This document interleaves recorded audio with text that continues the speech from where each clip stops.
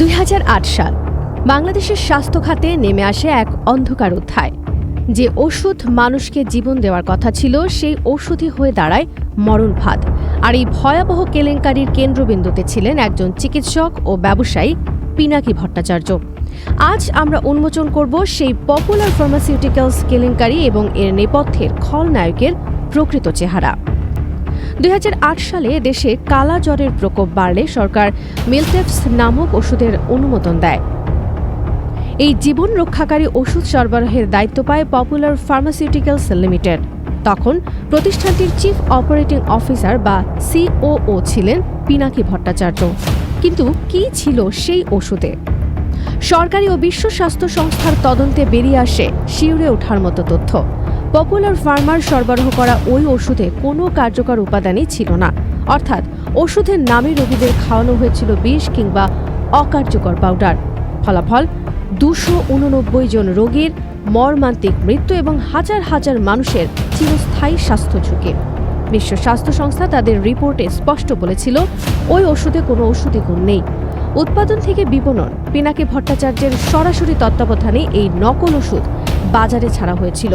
তদন্ত প্রতিবেদনে উল্লেখ করা হয়, পিনাকি ও তার সহযোগীদের জ্ঞাতসারেই এই মরণ খেলা চলেছে।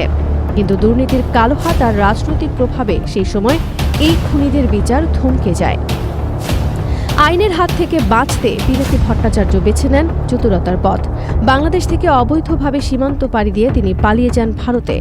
চাঞ্চল্যকর তথ্য হলো, ভারতের মদদে বাংলাদেশের কোনো বৈধ পাসপোর্ট ছাড়াই তিনি পৌঁছে যান ফ্রান্সে, গ্রহণ করেন রাজনৈতিক আশ্রয়। যিনি নিজের দেশের মানুষের জীবন নিয়ে ছিনিমিনি খেলেছেন, তিনি আজ বিদেশের মাটিতে বসে নিজেকে দেশপ্রেমিক প্রমাণের চেষ্টায় লিপ্ত। বর্তমানে সামাজিক যোগাযোগ মাধ্যমে পিনাকি ভট্টাচার্য বাংলাদেশ ও ভারতের সম্পর্কের বিষয়ে নানা উস্কানিমূলক বক্তব্য দিচ্ছেন। প্রশ্ন জাগে, এই ফাটল ধরানোর চেষ্টার পেছনে উদ্দেশ্য কি? মনে রাখবেন, নিজের ঘরে আগুন দিলে সেই আগুনে নিজের দেশই পুড়বে।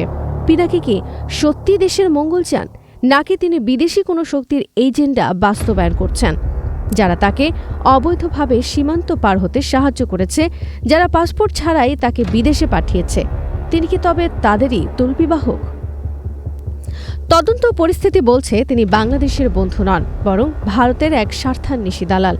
নকল ওষুধ কেলেঙ্কারি কোনো বিচ্ছিন্ন ঘটনা নয়, এটি ছিল একটি সুপরিকল্পিত হত্যাকাণ্ড।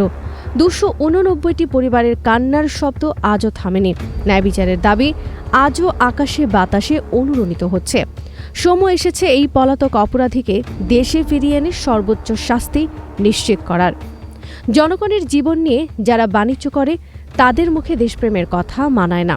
পিনাকি ভট্টাচার্যের মুখোশ আজ উন্মোচিত। বিচার হোক পিনাকি ভট্টাচার্যের, বিচার হোক নকল ওষুধ কারবারিদের।